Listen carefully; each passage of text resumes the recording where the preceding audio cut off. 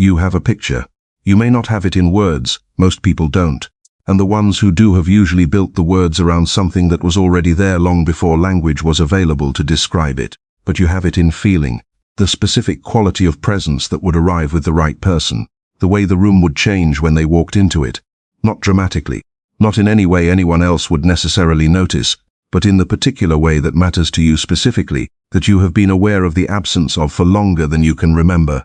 The sensation of being seen in the exact way you have needed to be seen, by someone whose seeing would finally make something in you go quiet. You have been carrying this picture for a long time. You may have updated its surface details over the years.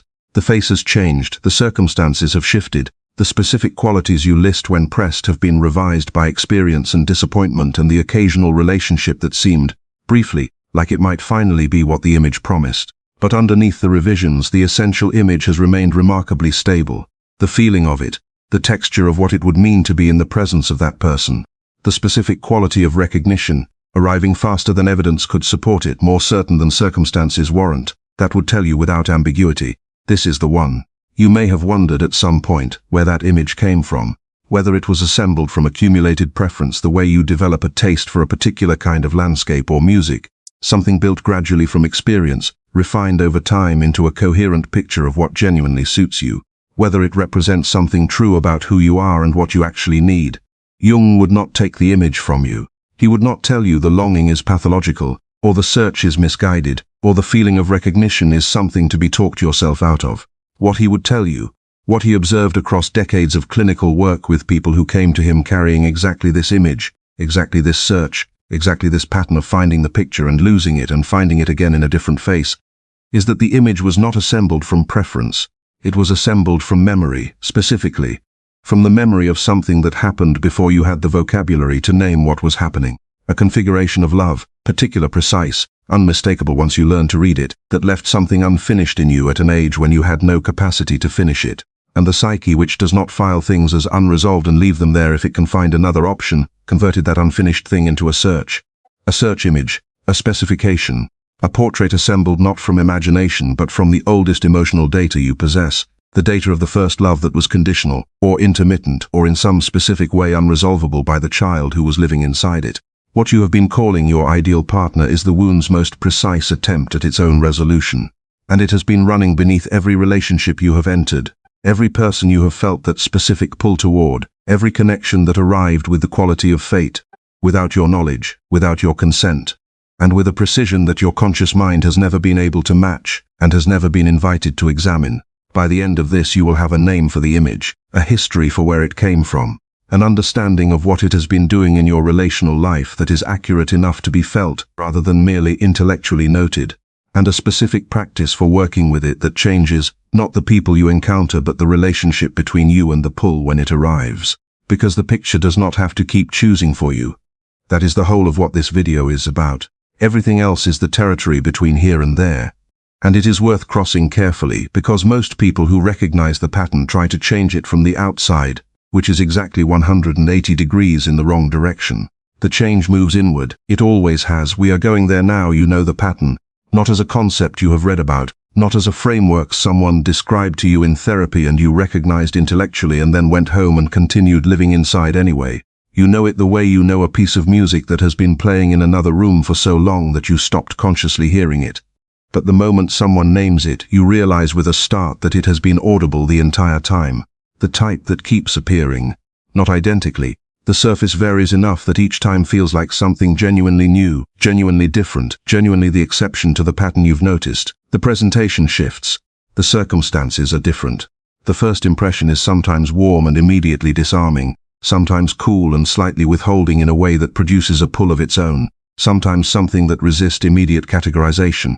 But underneath the surface presentation, with the reliability of something operating from a fixed instruction rather than from chance, the same essential dynamic assembles itself, the same emotional temperature, the same specific ratio of closeness and distance, close enough to activate everything, distant enough to ensure that the activation never fully resolves, the same quality of almost available, almost fully present, almost the thing the image has been promising. That almost is the engine. It is what keeps the pursuit alive long past the point where the evidence stopped warranting it, long past the point where every conscious part of you has evaluated the situation clearly and reached a conclusion that the body has simply declined to honor. You have noticed this. Some part of you has been noticing it with increasing clarity and increasing frustration for years. And the noticing, this is what matters about it, has not been enough to stop it, which produces its own specific exhaustion. The exhaustion of a person who understands a pattern with genuine clarity and still finds themselves inside it, still feels the pull operating with the same authority as the first time, still discovers that intellectual comprehension has done almost nothing to reduce the complex's ability to choose on their behalf. Do not interpret that as failure. Sit with it as information, because the fact that insight alone does not change the pattern is itself a precise indication of where the pattern lives, and therefore where the work actually needs to go. The second thing you know, and this one is quieter, less likely to have been named out loud to anyone, more protected because it touches something that feels both true and slightly shameful, is what we might call the intensity problem.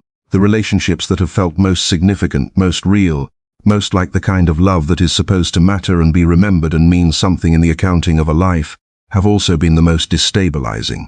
The ones where the highs carried enough voltage to make the cost of everything else feel, at least in the moment, like a reasonable exchange. The ones that left marks that ordinary time has not entirely smoothed.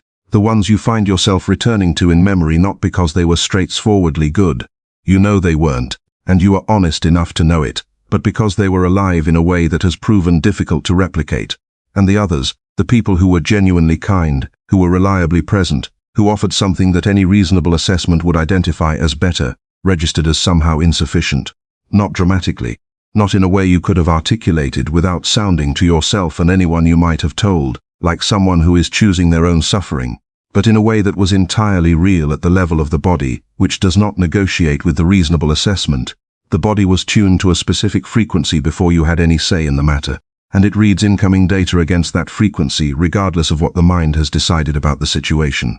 You may have concluded from this that something in your wiring is miscalibrated, that the work is to want differently, to retrain the attraction in the direction of what is genuinely good for you, to override the pull through accumulated discipline or sufficient self-awareness. Jung would tell you the wiring is not miscalibrated, it is calibrated with extraordinary precision. The instrument it is calibrated to is simply not a type of person.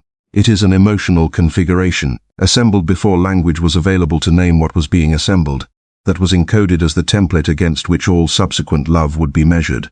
And the measure it applies has nothing to do with what is good for the adult you have become. It has everything to do with what was familiar to the child who first learned what love felt like.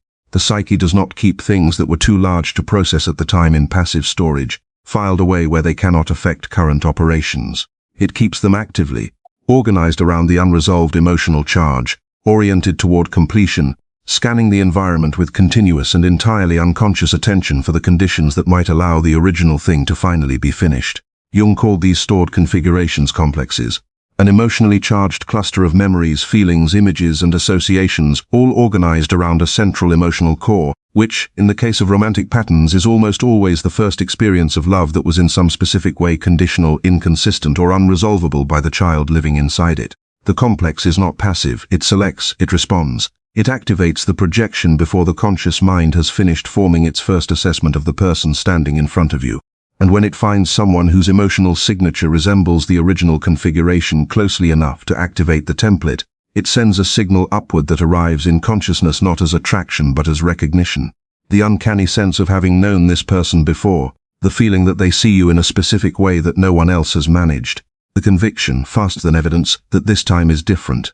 That signal is real, the feeling is entirely genuine, but its source is not the other person. Its source is the complex recognizing its own template, and activating with the full force of everything that has been waiting to resolve since the original wound was formed. If something in what you just heard landed somewhere below the level of the analytical mind, if a recognition arrived that felt less like new information and more like something you already knew being finally said out loud, leave 111 in the comments. Not as a ritual, as a way of marking the moment for yourself before we go into what made the template and what it is actually going to take to change it, because we are going into the wound now. Not to assign blame to it, not to build an identity around it, but to see it clearly enough that it loses the authority it has been exercising in your relational life since before you were old enough to know it was there. The wound did not announce itself. That is the first thing to hold clearly, because the way people typically imagine formative psychological wounds, as discrete, identifiable events, as the single thing that explains everything, as the moment you can point to and say, there, that is where it started, is almost never how they actually form. For some people there is a clear event, and those people carry the particular difficulty of a story that is too available as an explanation, too easily used as a fixed identity rather than a thing to be worked through and released. But for most people, and very likely for you, the wound was assembled gradually, quietly, in the accumulation of ordinary moments that individually seemed unremarkable and collectively constituted the original education in what love is and how it behaves. The parent who was physically present and somewhere else entirely in attention, there in the room but not available in the way that the child needed available to mean. The love that was warm and demonstrative when you performed correctly and noticeably cooler when you didn't, without the rules ever being stated clearly enough that you could reliably follow them. The household where certain emotional expressions were welcomed and others were redirected or managed away. Where too much sadness was a burden on someone who was already carrying too much. Where too much anger meant something dangerous was about to happen. Where too much need revealed a vulnerability that the environment did not have the capacity to receive. And so you learned, with the adaptive intelligence of a child who understands at a level below language that the attachment must be maintained, which version of yourself was safe to bring into the room and which versions needed to wait somewhere else. None of this required cruelty. Most of it involved no cruelty at all. The people who created these conditions were operating from their own unexamined wounds, their own inherited templates, their own complexes running without their knowledge or consent through the same mechanism that is running in you now. They loved you. Most of them loved you deeply, with the full capacity that was available to them within the constraints of their own unfinished work. The wound is not an indictment. It is a record of the gap between what was needed and what was genuinely possible to give. But the child's psyche does not make that distinction, cannot make it.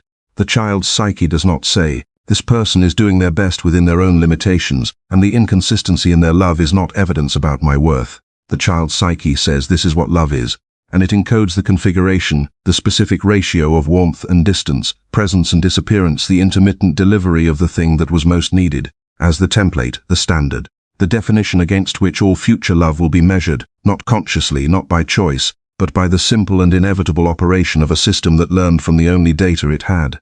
From that moment forward, and this is the mechanism that explains everything downstream, love that does not carry that template's specific signature feels like something slightly less than love.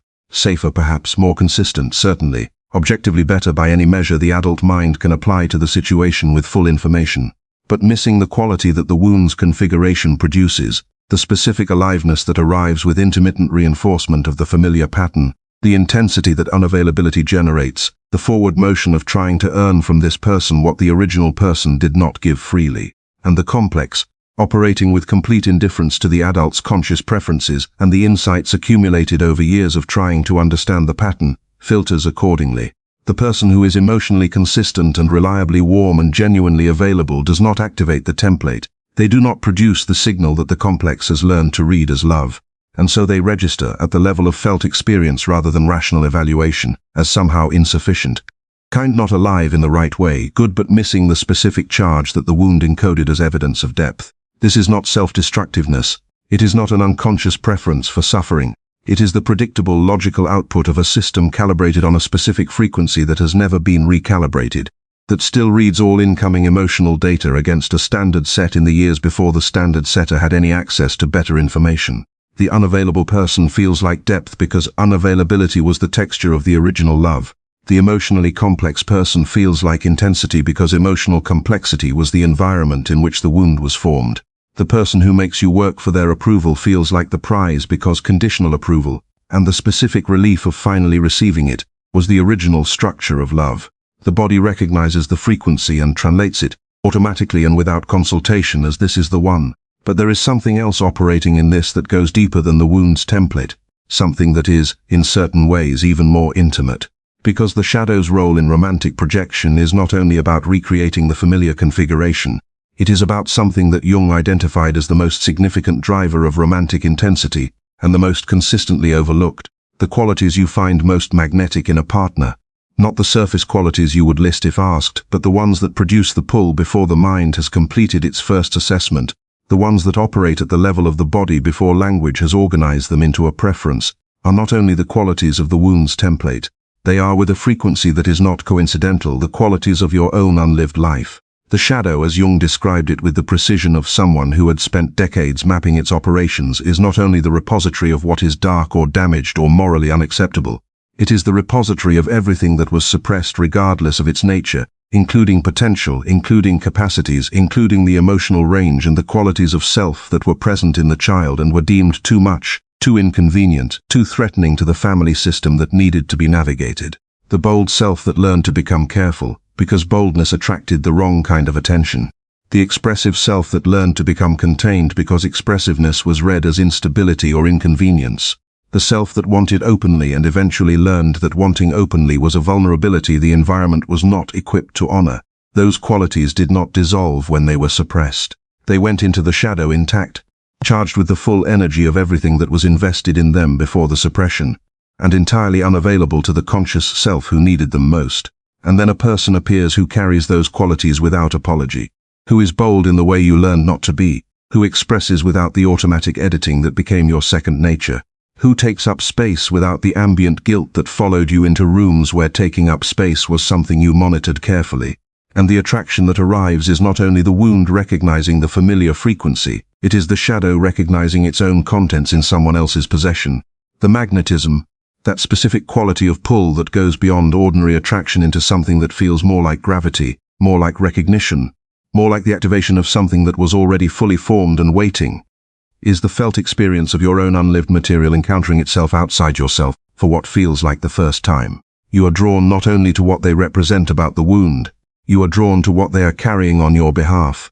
The parts of yourself that were sent underground before you were old enough to defend them, encountered now in another person's open hands. This is why the endings of these relationships feel like more than ordinary loss. Why the person can be entirely gone from your life and still occupy a space in your interior that grief in its conventional form does not reach. Why the thought of them carries a quality that goes beyond missing a particular human being into something that feels like the loss of a dimension of yourself that only existed when they were present. Because a dimension of yourself was there. The shadow contents they were carrying, the boldness, the expressiveness, the wanting without apology, the way of moving through the world that the wound made unavailable to you, were yours before they were theirs. They still are. Without understanding what was happening, the only way they were accessible to you was through the projection, through being in the presence of someone who had them, or seemed to have them, or had them enough to activate the recognition.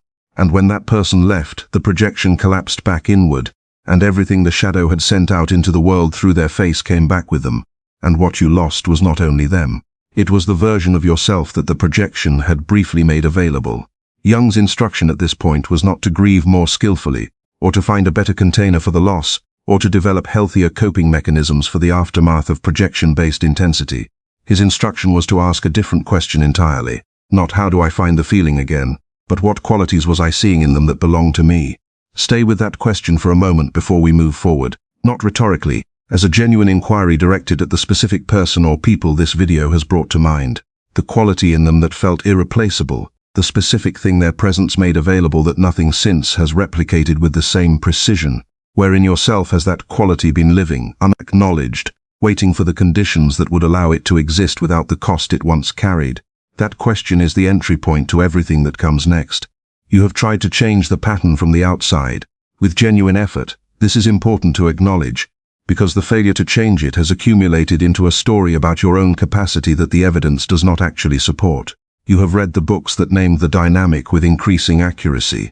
You have done the therapy, or enough of it to understand the attachment framework and the childhood origins and the way the past organizes the present. You have made the list, the actual list, or the internal version of it, of what you want in a relationship and what you are done accepting, and you have carried it into new connections with real intention, checked incoming people against it with genuine attentiveness, and found that the body simply does not negotiate with the list. The pattern persisted. Not because you failed to try hard enough or understand clearly enough, because the pattern does not live where the effort was being directed. It does not live in behavior, where it can be changed through discipline. It does not live in conscious intention, where it can be altered through sufficient resolve. It lives in the complex, in the emotionally charged template assembled before language, running below the threshold of conscious access, selecting and responding and activating the projection before the mind has completed its first impression of the person in front of you. and the complex is not reached by the same faculties that reach everything else. Willpower does not touch it. Insight alone, however accurate, however precisely arrived at, does not change what happens in the body when the familiar frequency appears. What reaches the complex is a specific kind of inner work, and the entry point is not the relationship. It is the projection, caught in the moment of activation before the analytical mind has moved in to organize the experience into the familiar narrative. Here is the practice in its most essential form. When the pull arrives, when the specific quality of recognition and intensity, and this is different, activates in the presence of a new person, or reasserts itself in the ongoing dynamic of an existing relationship, instruction is not to override it, not to suppress it through the force of what you know intellectually about how this tends to go, not to perform the opposite of what it is suggesting through sheer accumulated will. The instruction is to turn toward it with the quality of attention you would give to something genuinely interesting, something that contains information you do not yet have, and to ask what it is made of. Specifically, what quality in this person is producing this particular charge. Not the surface quality, not the vocabulary of ordinary attraction, not their intense or their unavailable or there's something about them I can't quite access. The felt quality, the emotional texture of what their presence carries that produces the specific activation in you, the thing that would still be operating even if you stripped away the circumstances and the appearance and the particular way they move through a room. Find it as precisely as you can. Name it even imperfectly, because imperfect naming is immeasurably more useful than the comfortable vagueness that allows the pattern to keep operating without examination. And then ask the question Jung returned to across decades of clinical work with people living inside exactly this dynamic. Where is this quality living in me unacknowledged, not as self-accusation, not as the kind of self-examination that is secretly another form of self-criticism, adding another layer of suppression to what the shadow is already holding, as genuine inquiry, the kind that is willing to sit with the question long enough for an answer to arrive from somewhere below the level of the prepared response, the kind that does not already know what it is going to find. The boldness you find magnetic in them. Where in yourself has boldness been waiting, refused the conditions it needed to exist? The emotional directness that activates you. Where in yourself has direct emotional expression been suppressed in the name of being manageable, acceptable, safe for the environments you have needed to navigate? The confidence that reads as depth.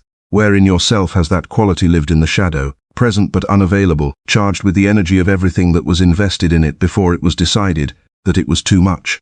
Sit with whatever arrives without immediately moving to analysis. The image, the memory, the felt sense of a quality that was present and then wasn't. The recognition of something suppressed that you have not thought about in years. Whatever surfaces in the quiet after the question is the shadow content. The part that went underground and has been waiting, through the mechanism of projection, to find its way back. This is what withdrawing a projection actually means in practice. Not deciding the other person was an illusion. They are real, and their qualities are genuinely theirs, which is precisely why they could hold the projection at all. Withdrawing the projection means reclaiming the emotional charge as your own, taking back the investment the shadow placed in that person's possession of a quality and redirecting it inward, toward the integration of what was suppressed before you had the capacity to choose otherwise. It does not happen in a single session of inquiry. It does not happen cleanly or completely or on a schedule that respects your readiness. It is a practice, the kind that deepens over time, that becomes more precise with repetition, that gradually shifts the architecture of the relational search from the outward projection toward the inward reclamation. But something changes even in the first genuine attempt. The person does not look different. The pull does not immediately reduce in intensity. What changes is the quality of the experience of the pull itself. It shifts even slightly from the sensation of being operated by something outside your awareness to the sensation of recognizing what is happening as it happens. From fate to information. From the complex choosing before you were consulted to your conscious self watching the complex choose and beginning, tentatively, to have something to say about it. That shift from inside the pattern to having even a small amount of perspective on the pattern is not a minor thing. It is the beginning of the only freedom that is genuinely available in this territory. Not the freedom to feel nothing, not the elimination of the pull, but the freedom to know what you are feeling and where it originates and what it is pointing at inside yourself rather than outside. The projection has been a pointer all along, one of the most precise pointers you have ever had access to. It has been pointing with the specificity of a wound that knows exactly what it needs, at the contents of your own shadow. And every time you followed the pointer outward into another relationship, the thing it was pointing at remained exactly where it was, waiting. It is still there. And now for the first time you are facing the right direction. Something has already shifted in how you are holding this. Not in the circumstances, those are unchanged. The history is what it was. The people who carried the projection are still who they were. The wound that assembled the template is still part of the structure of who you became. None of that is altered by understanding it more clearly. What has shifted is the relationship between you and the material. The distance, small, initial, but structurally significant, between the part of you that has been living inside the instruction set and the part of you that can now observe the instruction set as something that was written about you rather than something that constitutes you. That distance is not resolution. It is not the absence of pain. It is something more durable than either of those things. It is the beginning of authorship, the first genuine moment in which you are no longer only the character in the story the wound has been telling, but also, with whatever degree of tentativeness this early, its reader. Jung called this movement individuation, the lifelong process of becoming more fully yourself by integrating what was split off, by bringing back into relationship with the conscious personality the contents that were exiled to the shadow before you had any say in the matter. And it does not happen in isolation, in the careful interior work of someone sitting alone with their own material. It happens most powerfully and most inevitably in the relational field, because relationship is where the projections are most active, where the complex is most visible, where the shadow contents make themselves legible with the least ambiguity. Every significant relationship you have ever had was underneath its surface purpose an occasion for this process, not a comfortable occasion, not one that arrived with explanation or invitation, but an occasion nonetheless, the psyche using what was available to return you, again and again, to the site of what remained unfinished. The relationships that cost the most were not mistakes. That is worth saying plainly, and worth sitting with, because the story most people tell about the pattern is a story of waste, of time and love and emotional investment directed at the wrong people, years that could have been spent differently, damage that could have been avoided with better information or clearer self-knowledge, or an earlier understanding of what was actually driving the search. That story is understandable, and it is not accurate. The relationships were the psyche's most serious available instrument for producing the conditions in which what needed to be seen could eventually be seen. The fact that you are here, that you reach the point of genuine inquiry into what the pattern is made of, rather than simply living inside it again, means the instrument eventually worked. Not in the way it appeared to be working, at a level below that, at the level that was always the actual purpose. Here is what begins to change when the projection work becomes a genuine practice, rather than an intellectual exercise held at a comfortable distance from the actual pull. The quality of your own interior changes first, and it changes in a way that is easy to miss because it arrives as absence rather than presence. Before this work, the interior is largely organized around the search. The template is always running its assessment of incoming people. The question of whether this person might be the one who finally delivers the resolution is never entirely absent from the background of daily experience. The projection is always either active in a current relationship or waiting to activate in the next one. It constitutes a kind of continuous low-level occupation of the interior that has been present for so long it stopped being noticeable. It is the background noise of the relational life, and most people have no idea how loud it is until it begins gradually to quiet. As the shadow contents return, as projection after projection is caught and the question is asked, and the answer is found in the interior rather than the exterior, the search loses authority over the background. Not all at once, in patches, a week that is noticeably less organized around the question. A month in which the quality of your own company feels different, less restless, less oriented toward the next thing that might deliver the completion. The interior begins to feel like something that belongs to you rather than something that is waiting to belong to the right person. Then the quality of attention you bring to other people changes. This is the shift that matters most in the long run, and the one that is most difficult to describe to someone who has not experienced it, because it requires a contrast that only becomes available in retrospect. When the projection is fully active, you are not seeing the other person. You are seeing the template, animated by their presence, wearing their face, which means every relationship conducted from inside the projection is, at its foundation, a relationship with your own unconscious. The loneliness that persists even inside the most intense projection-based connections, the particular quality of being unseen even while being desired, of reaching through the other person towards something they are not actually holding, comes from exactly this. Two people in close proximity, one of them replaced by a psychic image and genuine contact between them not yet possible. When the projection begins to withdraw, the other person comes into focus for the first time, particular, specific, different from the template in ways that are now legible, rather than registered only as the wrong frequency. The experience of genuine curiosity about another person, curiosity that is not in the service of the wound's assessment, not running the question of whether they can deliver the resolution, but simply and unreservedly interested in who they actually are and what their specific interior life contains. becomes available in a way it simply was not before. This is not a lesser experience than the projection-based intensity. It is a different order of experience entirely, quicker in register, more durable in quality, grounded in something real rather than in the overlay of what the wound needed to be there. And then the relational choices begin to shift. Not because you have disciplined yourself away from the pattern, not because you have made the list and checked it more rigorously, but because the internal instrument used to assess incoming people has been recalibrated by the work. The person who is emotionally available and reliably present begins to register differently, not as insufficiently intense but as something that requires a different kind of courage than the wound pattern ever demanded. The courage of staying when nothing is chasing you, of being met without the undertow of almost, of allowing something to be genuinely good without waiting for the specific texture of contingency that the template always produced. That courage is harder than it sounds. The wound's pattern, for all its cost, was familiar in the deep and irreplaceable way that the known is always familiar. It had the particular comfort of a structure, however painful, that at least made sense in the grammar of the original wound. What replaces it feels unfamiliar in the specific way that genuine health feels unfamiliar to a system that organized itself around managing damage, quicker than expected, less certain of its own significance, requiring a quality of trust that the pattern never asked for, because the pattern never needed trust. It ran on activation on the specific charge that resembles the original frequency, and trust had nothing to do with it. But what becomes available on the other side of the work, genuinely available, not as aspiration but as lived experience, is the thing the wound was always reaching for through the wrong method.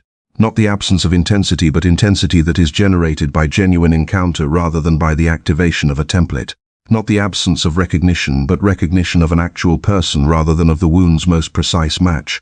Not the absence of love, but love that is actually for the first time about the person you are loving rather than about what they are carrying on behalf of the part of you that went underground before it was old enough to come back on its own terms.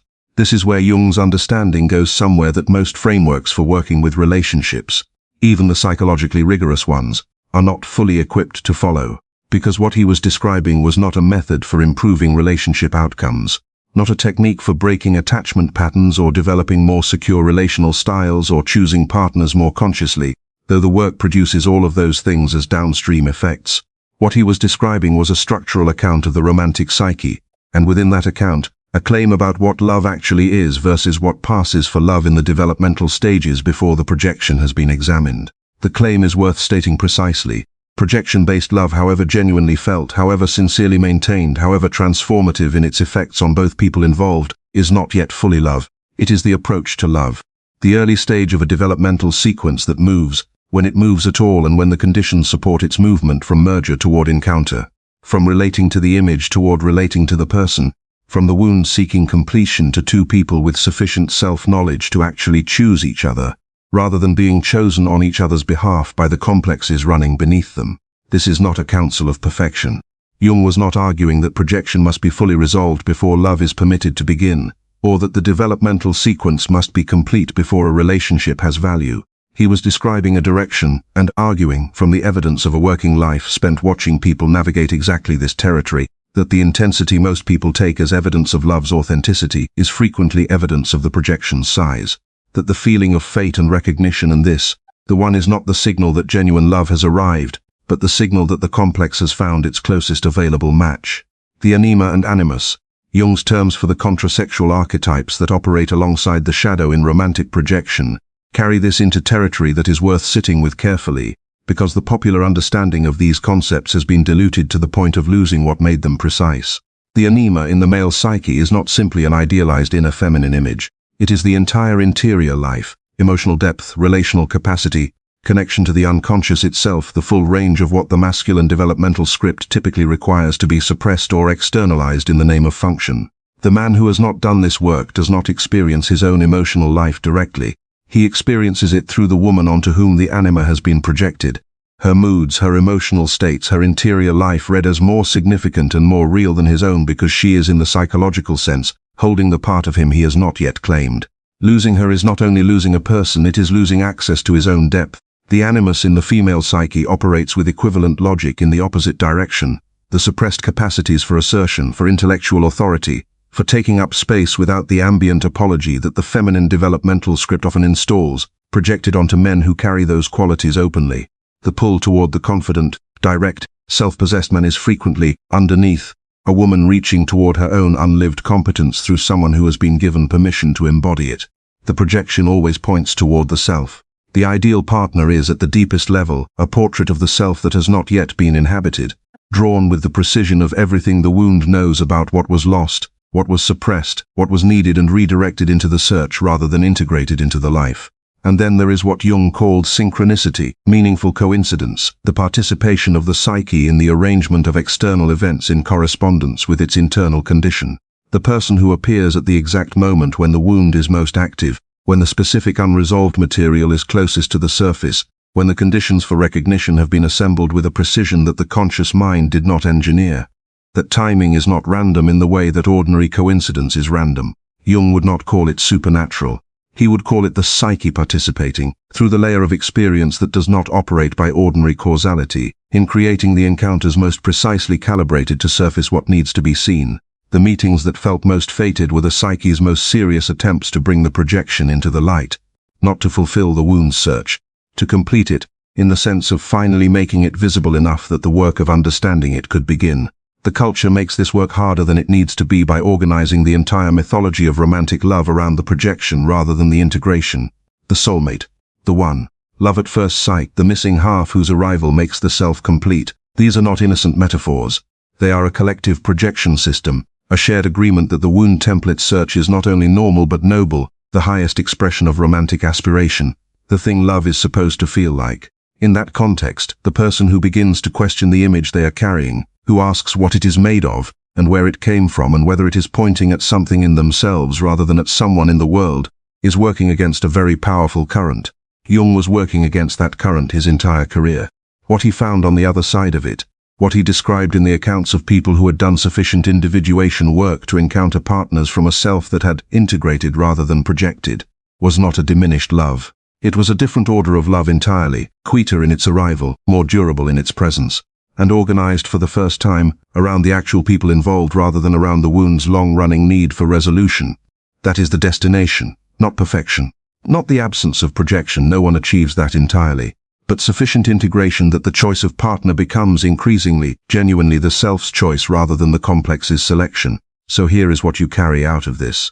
You came into this video carrying a picture of the person whose arrival would finally make something in you go quiet, whose presence would deliver the specific completion that the wound has been building toward, since before you had language for any of it. You have been carrying that picture through every relationship that felt significant, every pull that arrived with the quality of fate, every connection that seemed, briefly, like it might finally be what the image promised. It has cost you in ways that deserve to be acknowledged honestly, in time, in emotional investment, in the particular exhaustion of a person who understands a pattern and still finds themselves inside it. You are leaving with a different relationship to the picture. Not its absence. The image does not dissolve because you understand its origins, and the longing it represents is real and does not need to be argued away, but a different relationship to what the picture is made of. The beginning of the capacity to hold it at enough distance to ask in the specific moment when the familiar frequency arrives, is this what I want, or is this what the wound has learned to read as wanting? Is this person someone I am genuinely drawn toward, or are they carrying something that belongs to me? That question, asked with genuine curiosity rather than self-recrimination, allowed to sit in the body rather than being answered immediately by the part of the mind that has the answer already prepared, is the practice. Not the completion of the work but the entry point to all of it. Every time the pull arrives and the question is asked and the shadow content is named and reclaimed, even partially, even imperfectly, the projection loses a small amount of its authority. The complex's ability to choose on your behalf without your participation diminishes by precisely the degree to which it has been seen. This is not a fast process. It does not resolve in the timeline that the culture would prefer, or that the impatient parts of you would choose if they were given the option. It moves at the pace of genuine psychological change, which is slower and less linear and more surprising in its specific effects than any framework can fully prepare you for. There will be relationships after this understanding that still activate the template.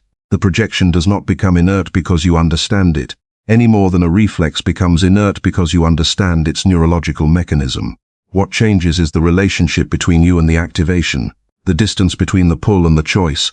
You have not been failing at love. That is the thing most worth saying at the end of all of this, and worth saying without softening it into something more complicated. The pattern was not evidence of something broken in your capacity for love. It was evidence of a wound operating with genuine intelligence, using the tools available to it, aimed at a resolution that was real even when the method was not working. Selecting the people most precisely calibrated to recreate the conditions under which the original thing might finally be finished. The dedication you brought to those relationships, the depth of feeling, the genuine desire for the thing to be what it felt like it was. That is the same capacity that will be available when it is directed somewhere. The wound's template is not the primary architect of the selection. The search was never wrong. It was going in the wrong direction by exactly one turn, inward instead of outward, toward the shadow contents waiting to be integrated rather than toward the people who were carrying them on your behalf. The one you have been looking for is not assembled somewhere in the world, constructed from the specific qualities the projection has been seeking across every relationship that activated the template.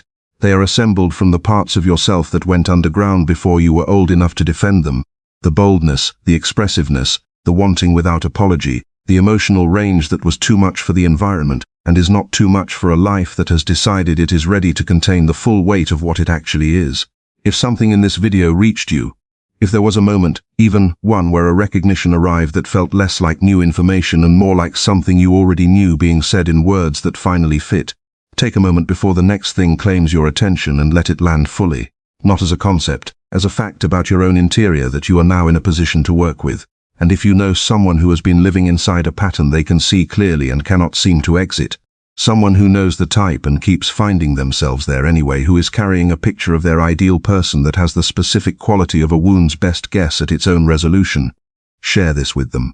Not as a prescription, as a door left open, the kind that only needs a small opening for something to come through. Subscribe if you want to keep going into this territory. Jung left behind a map of the interior life that is more honest and more practically useful than almost anything built on top of it since. This channel exists to make that map accessible, not as academic content, but as something that changes what it means to live inside yourself. The person you have been looking for in every person who carried the right frequency. They have been waiting in the only place the search has never looked. In the wound, yes.